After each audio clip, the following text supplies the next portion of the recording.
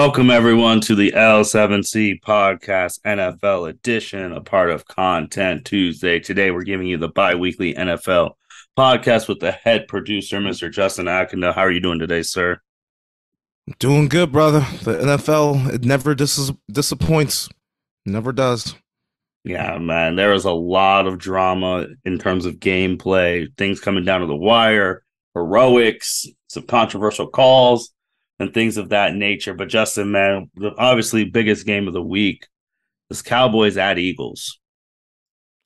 Yes, this was the main event in the middle of the day, in the middle of Sunday. The Eagles did win the game 28-23.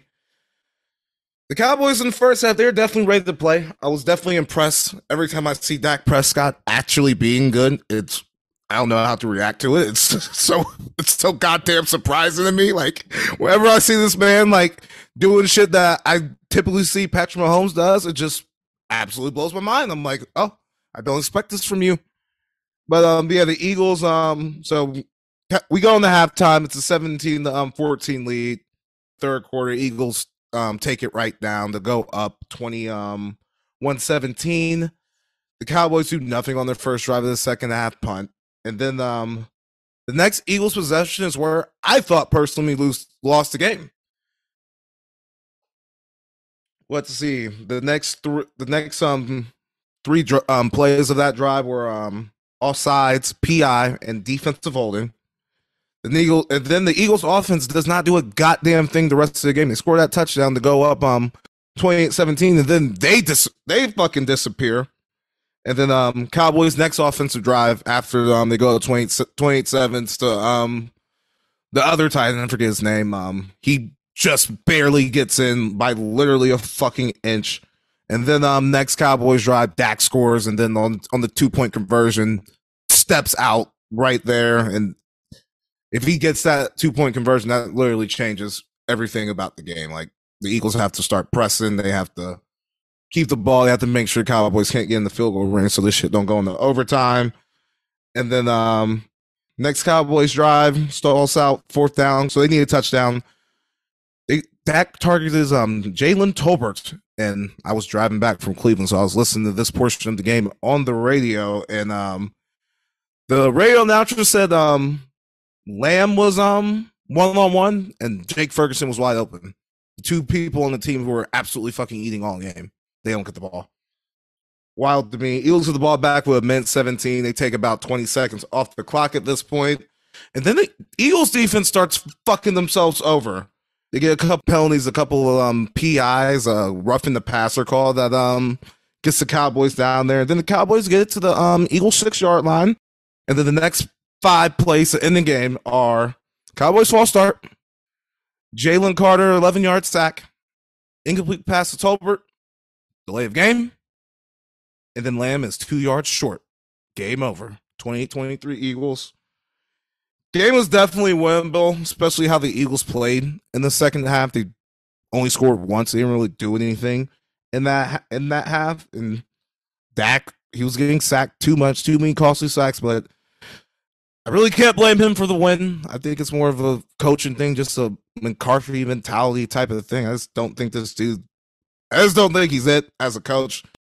Time to time, I don't like the plays that he calls. I don't think he gets the team into a good rhythm offensively with his play calling. Like I'm really done with McCarthy. But the Eagles survived, and credit to them. We got the Giants next week, 16-point favorites against Tommy DeVito at home. And the Eagles are on bye, and they play Kansas City Monday Night Football week 11. So watching that game and like those last possessions, I feel like that's just the thing with the Mike McCarthy Cowboys is too many penalties, man. Like that last drive, you take away those penalties, Dallas probably wins that game. I know. It's just an execution problem with his coach teams. And at this point, I gotta blame him. Like those players came to play that game. Like I can't even put it on Dak. I want to blame Dak so bad for shit because I'm so sick of his ass. But I can't even be mad at him this game. He fucking balled out. I mean, What were the stats? I mean, he was 29 for 44, 374 yards, 3 touchdowns. He took 5 fucking sacks. That's my only criticism of Dak Prescott. He took 5 goddamn sacks. We got to get the ball out. We can't. Zero picks. Huh? Zero picks. Yeah, no interceptions. I'm telling you, that last year was an aberration. He does not throw picks like that. That was I'm just saying not what he does. Well, remember the last biggest game they had, he threw 3 picks in a row against the 49ers. The playoff game? No, this year he threw 3 picks in a row when they got killed this year. That was this year. That was their last biggest game. Oh yeah, we just didn't come out to play that game. Like, that should happen sometimes. But yeah, that was bad. But what's gone into CeeDee Lamb? He is going nuts these past couple games. I guess Dak said, "Fuck it, like this guy is about to get me to the promised land." Yeah, he's been going crazy. I'm glad that CeeDee Lamb is finally asserting himself as one of the top receivers in this game, like I always thought he could be. Yeah, the only thing with him is he lost 1 fumble this game. That's really, but no, he's going crazy. Ferguson went crazy, like you said. Like those, I didn't expect the contributions from him. The 7 for 91 and a touchdown. And like, Ferguson's good too, man. Like that's why we let go of Dalton Schultz. We have the young kid in the back waiting. Yeah, because he didn't even have a touchdown. It was Ferguson, Tolbert, and who the hell? Turpin. Yep, Turpin. Yep. So it was a good NFC East game. Again, you take away those penalties on the last drive, they win that game. I think Dolphins. So yes, and the fucking drive in the third quarter, we're on defense. We melted down penalty wise. Melted down. If we haven't pinned back pretty far, we get a stop there, then the whole momentum in the game changes. Like that was where the momentum started to go in the Eagles' direction. But then they gave it back. We just couldn't capitalize on it. Yeah, and shout out. I mean, the Eagles, they go 8-1 right now. A lot of people thought the Eagles would fall off a bit because they had an easier schedule last year and play a harder schedule this year. They're still 8-1. Yeah, and they're not really as explosive they was last year. They're more of a grinded out team. Like the explosion that they do have comes from Jalen Hurts throwing bombs at AJ Brown because that dude's incredible. And you guys ended his streak of the 125 in a row.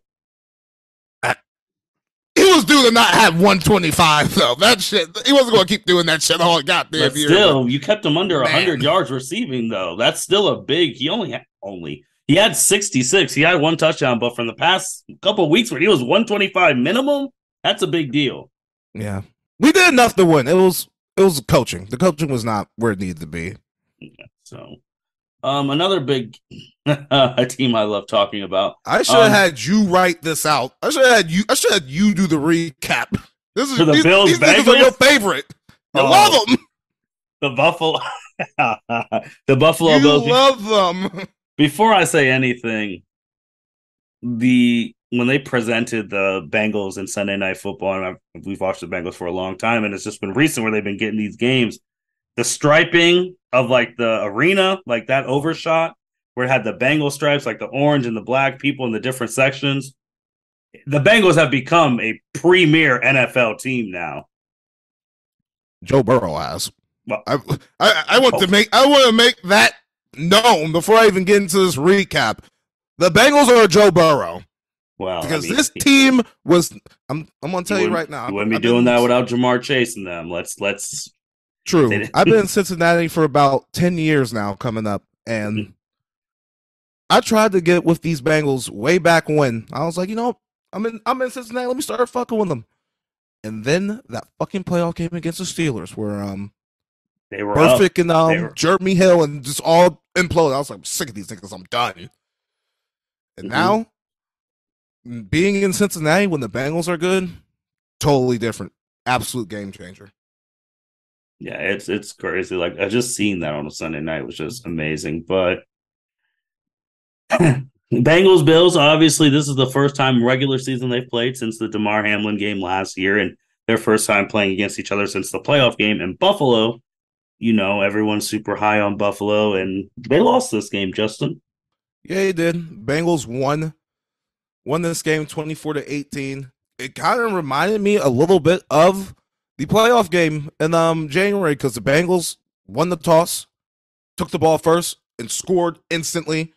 The Bills scored right back this game, and then the Bengals scored again. It was already 14-7 before the first quarter was over. So the Bills scored after their first drive, and then the Bills' next 4 possessions in the first half were punt, pick, punt in the half. The Bengals scored another touchdown in the second quarter, go up 21-17. And then the Bengals, they stopped really scoring. They stopped really doing things offensively. And then the Bengals 4 drives in the second half were punt, turnover on downs, the field goal after that amazing Jermaine Pratt punch out when Dalton Kincaid tried to jump over to get the first down, and then Pratt just comes and literally punches the shit out. One of the craziest plays I've seen all year.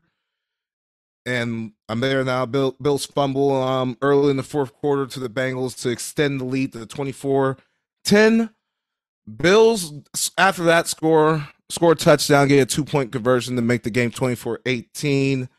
And there was only like 3 minutes left when they kicked the ball back to the Bengals, and the Bengals just bleeded that out. Bengals scoring first, taking the ball, winning the toss, scoring first, set the tone. Like, yeah, we came here to do exactly what we were going to do in December. No, early January when DeMar Hamlin almost died, and when we went up to Buffalo. And that's what the Bengals do. They get out to a fast start against the Bills, and the Bills don't come back. They did not have answers. They couldn't really get Stephon Diggs going in the game, and that's credit to the Bengals defense. The Bengals defense has been a good unit all year, and they don't really get credit because, Joe Burrow was struggling with the injuries early in the year. But the defense is good. The main problem with the Bills is just they rely on Josh Allen too much. If Josh Allen can't save them, they can't win. And until they get that figured out, you can't put them in the Super Bowl conversation. It's just not something that I'm going to do anymore, and I feel like the rest of me is probably going to start getting on board with that too. There's not a team that can consistently do anything else but rely on Josh Allen to get them wins. Like, they can't run the ball. The defense is decimated with injuries, so they can't really consistently get stops. So, yeah, I'm a little worried about the Bills. Bills host Denver next week on Monday Night Football. We'll see. That should be a bounce back spot with them, but you never know which Denver you're going to get, the absolute trash Denver or the competitive Denver. So who knows about that? And the Bengals host the Texans this week at home after C.J. Stroud's comeback and playing one of the best rookie games of all time at QB. Yeah, I would also say with the Bengals defense, I mean, they've been good this whole Joe Burrow Super Bowl window run. It's just they don't have any high-named people on that defense. They don't have an Aaron Donald. They don't have a TJ Watt. They don't have any of those names, but they've been good. I mean, obviously, they've beaten Patrick Mahomes multiple times with that defense and they've been to Super Bowl and AFC Championship game. It's just they don't have any big-name people on the defense. So with the Bills, too, and we said this at the beginning of this season, how the AFC is so tight that you can't lose these type of games. And losing that game, the Bengals took the Bills' spot in the wild card if the playoffs started today. And now they have the tiebreaker. All 4 AFC North teams are in the playoffs. The Ravens are leading the division, and the Browns, Steelers, Bengals are the 3 wild card spots if the playoffs start today. Yeah. And you can't lose those games if you're the Bills, and everyone always is like, oh, with their offense and Josh Allen and this and that. But it's like, to what end? Ever since that AFC Championship game where he didn't get the ball in overtime, everyone's been like, it's going to be the Bills window. Joe Burrow's come through, so automatically knocks him off. I mean, maybe I'm saying this prematurely too early, but after seeing his performance last year in the playoffs, we cannot sleep on Jacksonville anymore. They are quietly winning games right now. Yeah, we're going to talk about them, but the main problem with all right, so the other good teams in the NFL, like the Eagles, the Chiefs, the Bengals sometimes, the 49ers, I still consider them one of the good teams in the NFL. They have a counter punch when you're stopping their main thing. Yep. Like, for the Eagles, for example, Jalen Hurts ran the ball a lot. They were more of a bigger play offense now. Now, they run the ball more to the running backs more. Mm-hmm. Their big plays are hitting AJ Brown on deep balls. The Chiefs, with their high power offense, isn't really working right now. They have a defense they can lean on. Yes. The Bills don't have that. Shit, even the Bengals when Burrow's good now, so he's carrying them again, but their defense can win them games if they have to too. These teams just have counter punches that the Bills just simply don't have. And it's probably a coach issue, like Sean McDermott, like Ken Dorsey, offensive coordinator, like they just don't have answers for when Josh Allen can't put the cape on and put the team on his back. And then the bad thing is, we've already said it. I'm not going to restate it, but we've already said it. They won't have any more answers because his cap hits are coming. Yeah, he's getting paid soon. Paid. Yeah, so. Yeah, they got to get it together because, we're getting to that Thanksgiving time where football really, really, especially the NFL, gets really serious. So, Bills got to get it together, man. You got to get it together if they want to get to where they want to get to, and that's the Super Bowl. But you also brought up the Chiefs. The Chiefs played the Dolphins, and just the Chiefs, they won 21-14. But again, like you just said, Patrick Mahomes and them, they weren't just winning offensively. That was not the case. Their defense did a lot of the work, and like you said, the good teams find other ways to win. The Chiefs only had two offensive touchdowns in that game. Mm-hmm. Kelsey didn't do shit. Mahomes was meh. And the game was never in doubt. There was never a point in the game where I thought the Dolphins were about to win this game. Mm-hmm. And it's been a theme with the Dolphins. Where's that damn note that I put up in here? Yeah, and all they're 1-3 in games where they don't score 21 points. 1-3, and the only team they beat is the Patriots, and they're horrible. Mm-hmm. So basically against good teams, they're 0-3 when they can't turn this game into a shootout. But essentially the same thing with the Bills, even though Miami hasn't been in the limelight, in the spotlight as much as the Bills, but it's the same thing with them. If you stop Tyreek Hill from bombs and you throw off that rhythm for Tua, because that's the thing, Tua never got in rhythm in that game in Germany. He just never got in the rhythm, and that was it. Once the once the Chiefs went up 21-0, it was over. Like, they can just sit back, and they sat back in too deep.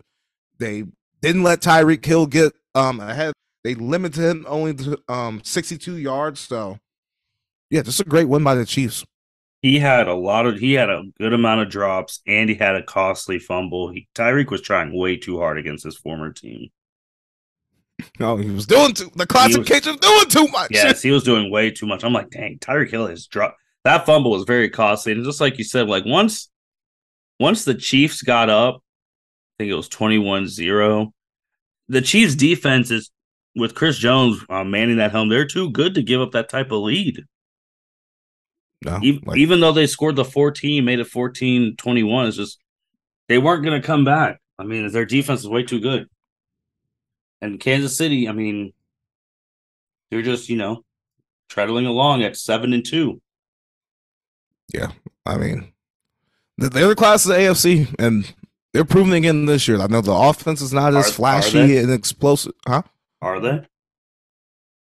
A team in Baltimore would like to have a word. Oh. I'm so sorry. I'm so sorry, Baltimore. Lamar Jackson. They make it a point when they play good teams to beat their ass. Hey, they gotta do it.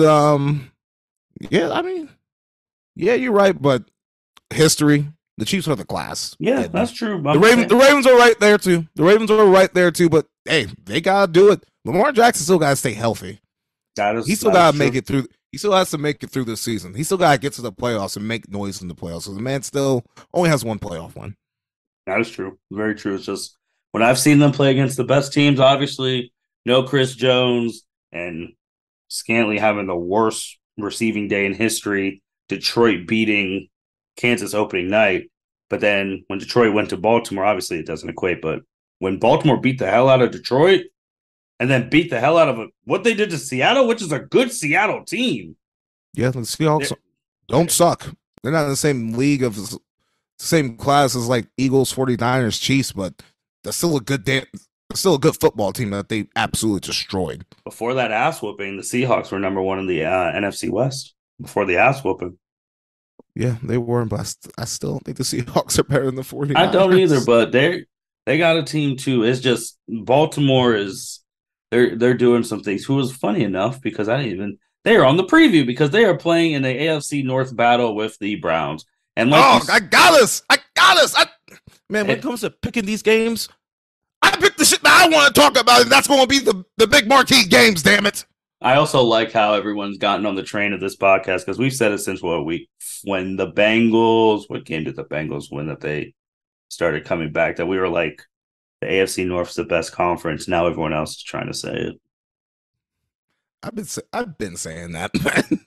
I know. I've been saying that shit. I know I've been saying since last year. After I gave up on the AFC West last year, I've been saying that. Yeah, but I will say they won't get 4 in. They will. I think they could get 3. They did get 3 just a couple years ago, and Ben Roethlisberger, one of his last years, they got 3 in. So that's not out of the realm of possibility. Yeah, I don't think they're going to get. No, they won't get 4. They will not.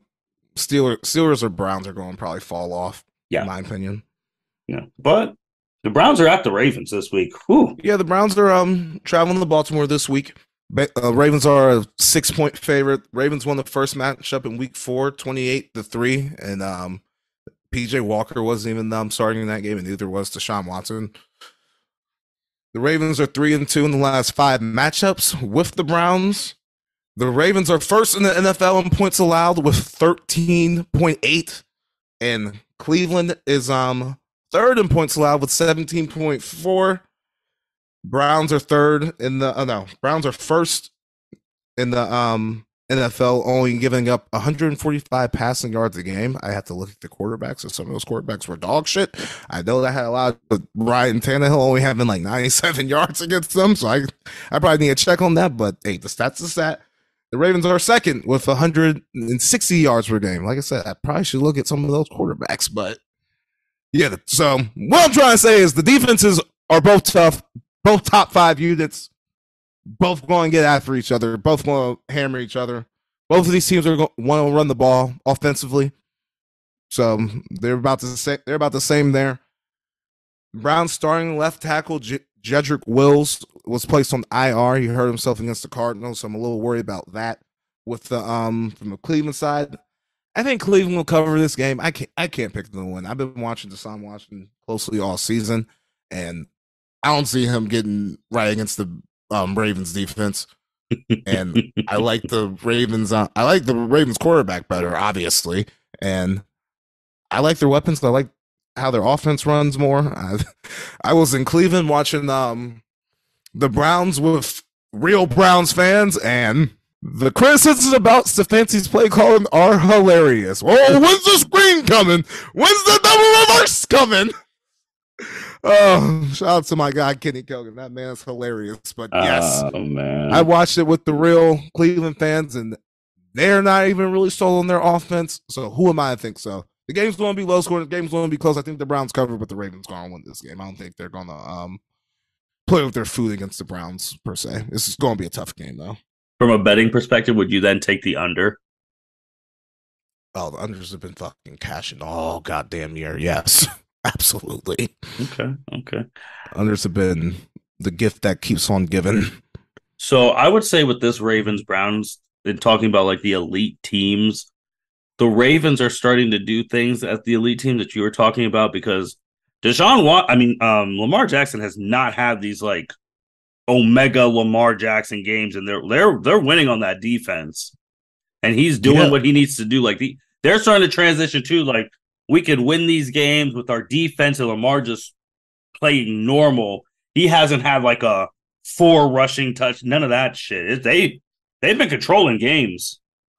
Yeah, and then what was I about to say? I was called blank, but yeah, the Ravens are tough. They are.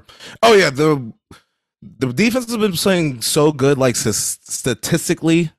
Some of these folks in the media, and these media folks, they don't want to do it, but the numbers are saying that like yeah, these numbers are on par with that 2000 Ray Lewis defense. So just the numbers. I would not take that defense. I will not take this 2023 defense over the 123 years ago, but the I don't numbers even know if are I would take it over lined up the. like that.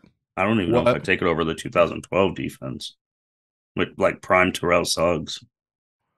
Yeah, I just think we just don't know the names for real on this Ravens defense, but they've been playing good. And let's see, they had C.J. Stroud week 1, Hobble Burrow week 2, Minshew week 3, DTR for the Browns in week Pickett, Tannehill knocked Tannehill out, I believe. Yeah, he got knocked out in the Ravens game. Goff, Dobbs, and Geno. So that's the quarterbacks that we're talking about that these defenses have faced. So we'll see.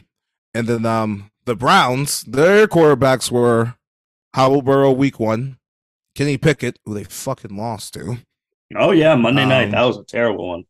Yeah, Tannehill. The Browns defense had Lamar Jackson, but they got destroyed that game and gave it 28 points that game. Brock Purdy, Minshew, who actually lit the Browns up. But yes, he did. He they, did. They the lost Browns in a controversial call. Yeah, but the Browns defense still won on that game. Yeah. Myles Garrett was doing some crazy shit that game. Mm-hmm. And then the Browns lost to Geno, mm-hmm. and then the Browns this weekend. I can't remember who the fucking Cardinals started that game. I don't know his name. No, yeah, they won 21-0, 27-0 the game. But okay. That'll be a very interesting game. Obviously, now we're getting to almost every game of playoff contending teams changes the landscape of the playoffs, and this one I think is very, very, very interesting. The 49ers at the Jacksonville Jaguars. Yeah, good cross conference matchup. 49ers are going to Jacksonville. Both of the teams were on buys this past week. The 49ers are 4-2 all time against the Jaguars. The Jaguars are only about, they ain't even 30 years old yet. The 49ers did add our fellow OSU Buckeye, Chase Young, via trade over the trade deadline. Just a good defensive line getting better with that young, talented man who's been hurt a lot early in the season. The 49ers are currently on a 3-game losing streak, and the Jaguars, at the beginning of the year, 1-2, they're currently on a 5-game win streak. So like you said earlier, this team has quietly been winning a lot of football games under everyone's nose. We just don't care about them. Jacksonville, I suppose, and they have been winning games, and some of those wins have been against they beat the Bills in London. Mm-hmm. Road win against the Saints, who, I mean, we're not that high on, but road win's a road win in the NFL, and then a road win in Pittsburgh, who has a tough defense, and it was a shitty rainy game that game. So they're finding ways to win. I think the 49ers bounce back in this game, though. They got some reinforcements coming back off the bye. Trent Williams potentially coming back. Deebo Samuel coming back. Big deal. I just think that the 49ers somehow pull off this game. I think Brock Purdy gets his shit together with his guys back, and the 49ers really can't lose this damn game. Like, it's almost must-win territory for them. I mean, they can't. You can't lose 4 straight games, because then the whole narrative about you guys are about to change. So they have to win this game. So I'm going with the 49ers here. Yeah, it's a bigger game for them than it is Jacksonville, because if you come off a bye week after losing 3 straight and then lose the game after a bye, the sky is falling. The sky is absolutely falling. You're imploding as a football team, especially when you get those 2 key pieces on your offense back and adding Chase Young. And then the thing is, like, adding defensive linemen like that, like, it's like the NBA. It's like an NBA trade. That shit plug and play, baby. He gonna be playing. Yeah, he's gonna be playing immediately, and kind of crazy how the second year in a row, the 49ers add a major piece. Last year they got Christian McCaffrey. Now they got Chase Young. I don't know if it's just gonna be a 1-year thing, because it's off a rental. It's a rental too, because they don't gotta sign him. Chase Young gonna be a free agent. They don't gotta sign him. They can use him for this 1 year. Like, hey, we need you to win this Super Bowl, and hasta la vista. So yeah, because I don't think you can pay Bosa and him. No, and then all the other players. I'm going to pick the 49ers too, just because they have to win this one. Because again, four straight is bad. That's not. But then on the flip side, if Jacksonville beats the 49ers, they will no longer be under anyone's nose for the rest of the year. Oh no. Oh no. And yeah, they're no, actually the 49ers schedule, I believe, is what gets tough. There's one team I was looking at. Oh no, it's not too bad. But yeah, it's definitely a must-win game for them. Must-win game. I mean, the 49ers still have to go they still have a date with at the Eagles, Baltimore. That might be two losses right there.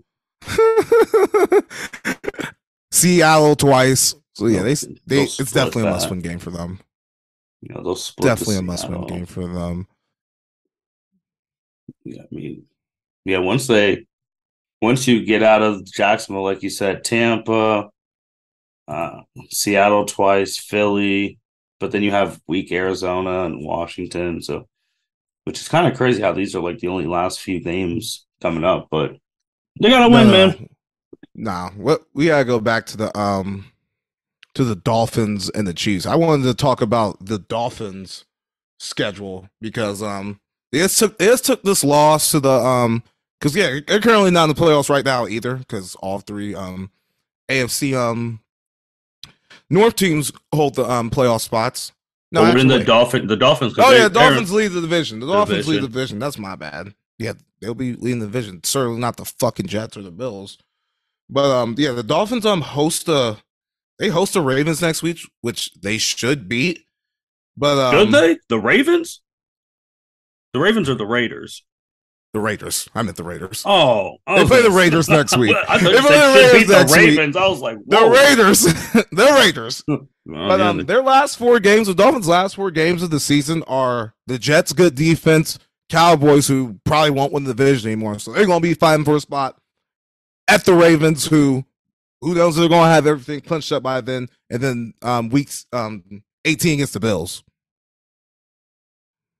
So Miami needs to get some dubs again too. They do shit. I mean, if you want to go, I mean, yeah, they do, and so do their counterpart, the freaking Buffalo Bills. But the Dolphins do have it's a cake schedule before those last four games. Let me see if I can let me pull it up real quick. Because you want to talk about that. Just looking at Buffalo, you talk about tough defense. Like you already said, they don't know which Denver's going to show up. Then you got Jets, Eagles, bye week, Chiefs, Dallas, Chargers. Man, that's tough. Even though I don't think the Chargers are really that good, but they still have talent. Yeah, and then after the Chiefs, the Dolphins they're hosting the Raiders, at the Jets, at Washington, who they should win, Tennessee. I don't know. Tennessee might be able to do something with Levis now, your boy. They're going to lose. They're going to lose some of those games because that's what they do. And then that four game stretch that's at the end of the year, week 15 on hosting Jets, hosting Cowboys, at Ravens, hosting Bills. At least they got most of those games at home, but right. Those teams are going to be fighting for their lives, especially the damn Bills. Yeah, because if the AFC North stays the course, then only one team's getting in from the East, and that's the division winner. Yeah. So, all right. Justin, we got winners and losers. Who is your winner for the week? Oh, my winner is CJ Stroud, baby. Actually, it's the combination of CJ Stroud and then last week's would have been where we were on Will Levis. Because the shit that these two got going into the draft was unbelievable. Will Levis, I understand his criticisms, but CJ Stroud was just absolutely ridiculous. Some fucking test that said that he was a dumb boy. Like vindication, putting the stigma behind about these OSU quarterbacks, even though it was kind of true until CJ Stroud came up here, and then Will Levis. I mean, he absolutely came into that game against the Falcons and started going crazy. It was. I couldn't believe it. For being real, I could not believe that he just walked in and just started throwing bombs to the DeAndre Hopkins. It was actually insane. Yeah, Mayo's man. I mean, those are good picks. I really don't want to make this a quarterback award this week, but I'm going to have to because even though both their stuff is impressive, me personally, I think the most impressive thing was Joshua Dobbs. Oh my God, yes. Dude got traded on Halloween last Tuesday. Only had 2 days of practice. Didn't even know most of his teammates' names. Had to come in the game because the quarterback in front of him got hurt, and he scored 3 touchdowns and won the game, and is keeping Minnesota in the hunt. They're 5-4. Yeah, they're 5-4. They can get a wild card spot. So that was just amazing. I don't think that's what they want to do. I'm Minnesota. I would try to bottom out, but hey, if Josh Dobbs can get you there, then hey, keep rolling it. And aerospace engineer, former volunteer, smart man, he might be able to actually pick up the playbook and actually make some shit happen. They bring Justin Jefferson back. Who knows? Just crazy on what the thing. And then on just, even though he didn't win that game, but just a shout out on the side of the CJ Stroud thing, because before the CJ Stroud thing, Baker Mayfield led that team down there. Like, they both had great games.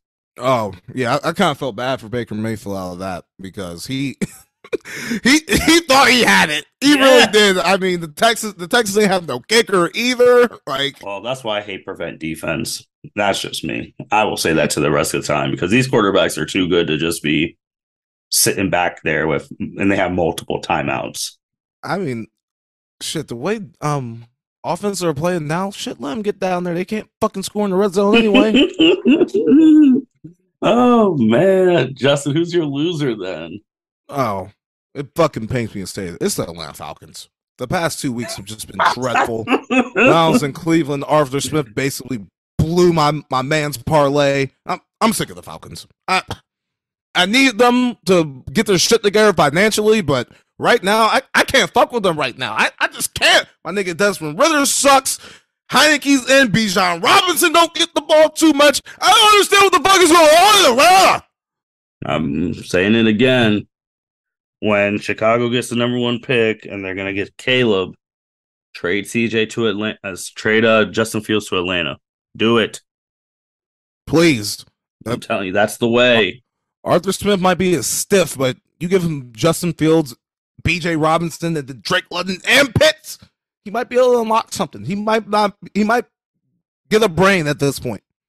Yeah, and because of those 2 losses now, they are out of the playoffs, and the Saints are leading the NFC South. The NFC South, but the Saints are no fucking good either. Any one of those 2 teams can win, and then you still got Tampa too. Yeah, so loser. This is coming from my college football side where I'm hard on these coaches, but this is one I've said is not a head coach and is finally done. Josh McDaniels. He's the only man who I watched this season who I visibly watched and saw, and like his decision. I'm like, what the fuck are you doing? Are you not trying to win? You saw that video of Max Crosby in the locker room. Those things were so happy when they got rid of this man. And the fact that they beat, even though it was the Giants, who cares? They still won a game right after he got released. And it's the fact that he's just not a head coach. He's a great coordinator. He's not a head coach. And man, I think he's only a good coordinator for Belichick.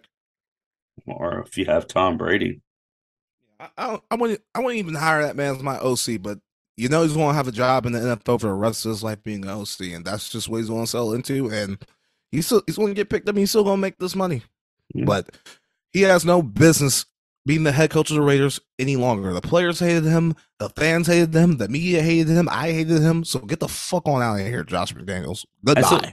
I still don't even like the Raiders organization is just so stupid because obviously, like 3 weeks ago, like, well, we'll never get rid of Josh McDaniels. And then after that Monday night game, that debacle, they finally get rid of him and all that stuff. And the Raiders, Devontae Adams literally just quoted and saying, I came to the Raiders because I want to play with my best friend, Derek Carr. What do? You get rid of Derek Carr. Now Devontae's like, why am I even here? I would have, if I was him, I would went full James Harden and put the fat suit on. Get me the fuck out of here. Like, yeah, Josh McDaniels, that's bad. But I mean, yeah, he has a job forever in the NFL. Or if he wants to do he has no time, the Nick Saban rehabilitation tour. Go down there, be offensive coordinator for Alabama. Everyone forgets you were shitty in the NFL, and then you go get a head coaching job somewhere. Man, those kids ain't about to fuck with him, man. They did it for Bill O'Brien. They did it for Steve Cartesian, Lane. I can name the whole rehabilitation tour for Nick Saban. Oh, I know that, but I'm saying like players don't fuck with Josh McDaniels. Like he's not the type of coach that you're gonna run through a wall for. Like he just is not. And you gotta be a rah-rah guy to be a college coach. So I don't think that's gonna work. That's true. And he's the loser. And Justin, now we're less than 100 days away from the Super Bowl. Oh yeah. We're halfway through the season now, officially. Crazy. With that being said, that is the L7C podcast. Thank you for listening. The next time you will hear the football podcast, the NFL is the biggest NFL like week before the new year, Thanksgiving week. So Thanksgiving games and all that, we'll be talking about that. With that being said, L7C podcast signing out. Thank you for listening to this episode of the L7C podcast. Be sure to like, rate, review, and subscribe to the channel. Follow us on all social media platforms, and we'll be talking to you guys soon. Take care.